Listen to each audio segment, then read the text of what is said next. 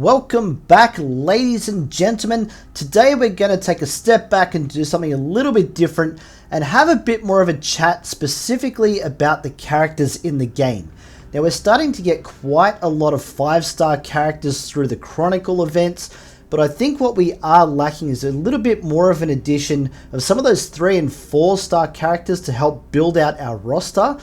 MK has so many different characters that could be in this game, and I think adding a whole heap of 3 and 4-star characters is a great way to introduce them.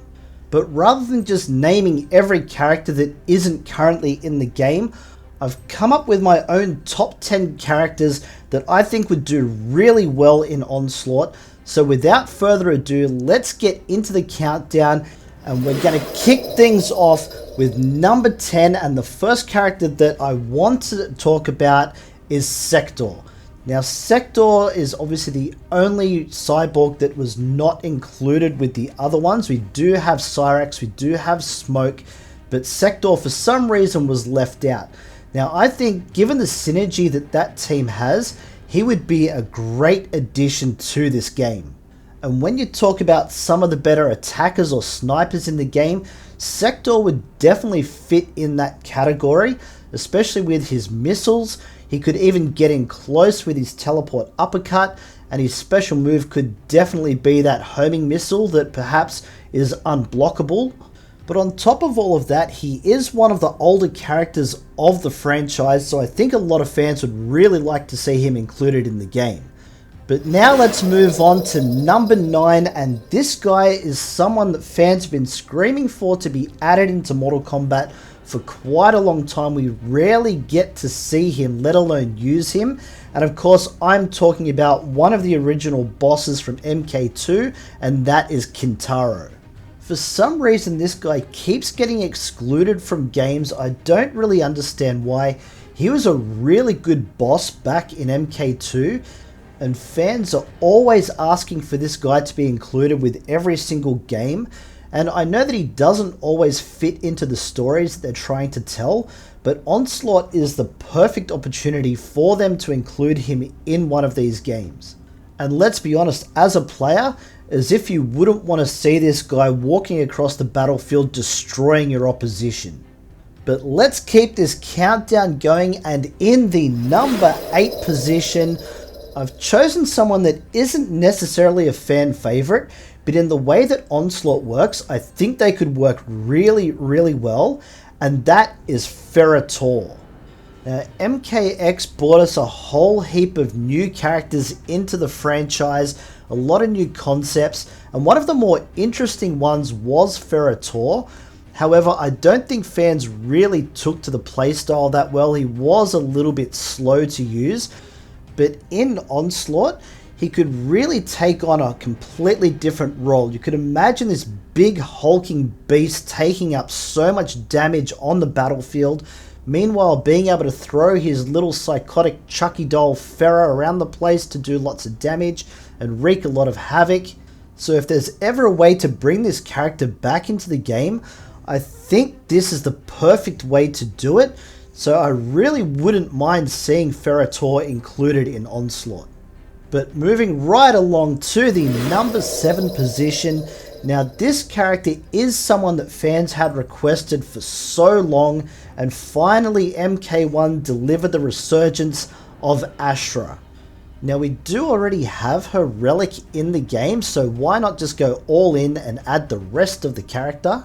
And the main reason why I've included her in this countdown is early on in the game we have seen the Netherrealm team be quite dominant in so many different areas, and that's before they even add Shinnok. We know that he is in the main story, his character model is already in the game, so at some point they will put him into the game, and if you add him to the Netherrealm, that could make them really dangerous. So to have someone like Astra that you could always build into her kit some form of counter to Netherrealm characters, that could just be one way to even up the odds just a little bit. But this countdown must go on, so let's move on to position number 6. And the one that I want to introduce here could be a little controversial. this group wasn't the most popular that was added to the franchise. However, this character was a big focus through the last couple of games, and that of course is Cassie Cage. But yes, I do understand that the combat kids probably aren't at the front of most people's minds. However, Cassie was a really good addition to the game. I love the attitude that she brought. Even as far as being able to use her, she was actually one of my favorite characters to use in the last few games. So I'd be happy to see her in Onslaught. But the main reason that I'd like to see her in there is because Special Forces really need some love in this game.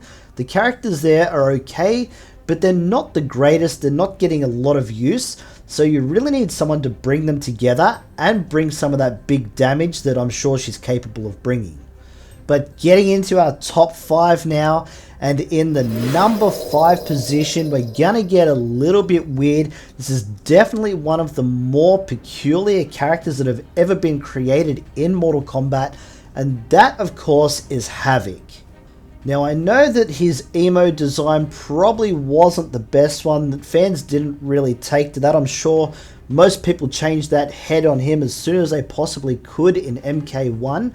But without giving away any spoilers, if you haven't played the story mode yet, he is being set up as the next big bad, so you definitely want to be seeing him as much as you possibly can in all of their games. And personally, anyone that's willing to dismember themselves and use their body parts as weapons is definitely someone that I want to see in as many games as humanly possible. And when it comes to Onslaught, there are so many different ways that he could be used, so any variations that they bring in later on, you could always have completely different types of characters with this guy, so definitely someone that I would love to see included in the game at some point. So coming in at number 4, now this particular character, she has her fans, she has her haters, but she is definitely someone that would work really well in this type of game, and that of course is D'Vorah. Whether she's throwing bugs from a distance or using all of her appendages to attack multiple enemies at the one time, dealing a lot of poison damage, there are so many different ways that D'Vorah could be used in this game. It's almost criminal not to include her in some way. Now before we get into our final 3, I want to hear from you guys in the comments below who you would like to see in this game and just how they might be able to be used. With so many good characters that have been introduced into the series over the years, there were just too many to fit into this countdown, and some of the bigger names had to be omitted. But let's get into our number 3 position. And this character has been another major fan request for so long, never seems to get any love, and that of course is Motaro. Now I know that he was included as a cameo in MK1, but the biggest problem that they have with him is because he is a 4-legged creature. It takes a whole new skeleton and a whole lot of different design aspects to make him work with everyone else in the game, so he's always getting left out because he's just too difficult to include in the games. Now I'm not a game designer, but I would imagine that other than his overall size, I don't think he would be as difficult to include in Onslaught as he would in the other Mortal Kombat games. Therefore, this would be the perfect opportunity to include him in one of the Mortal Kombat games so we can add him to our collection and actually have a chance to use him. Now moving into the number 2 spot, we're getting close to that pointy end, but the character that I've put in at number 2 is one of the OG characters going all the way back to the very first game, and the only one that we don't have at the moment, and that of course is Reptile.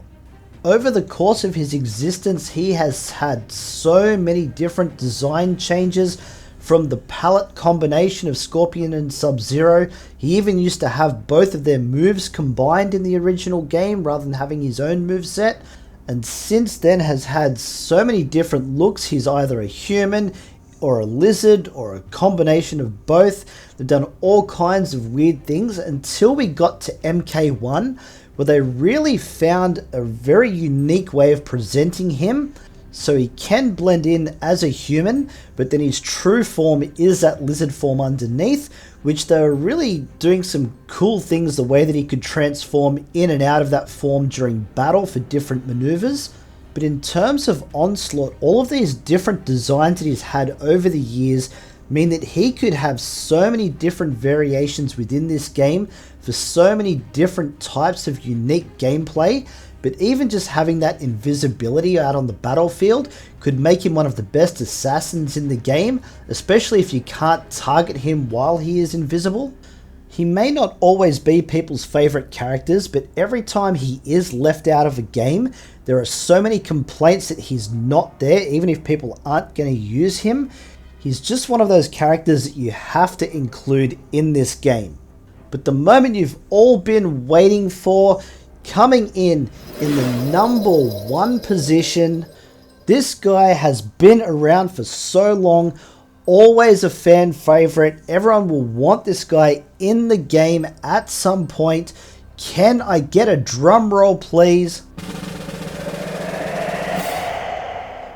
It's Ermac.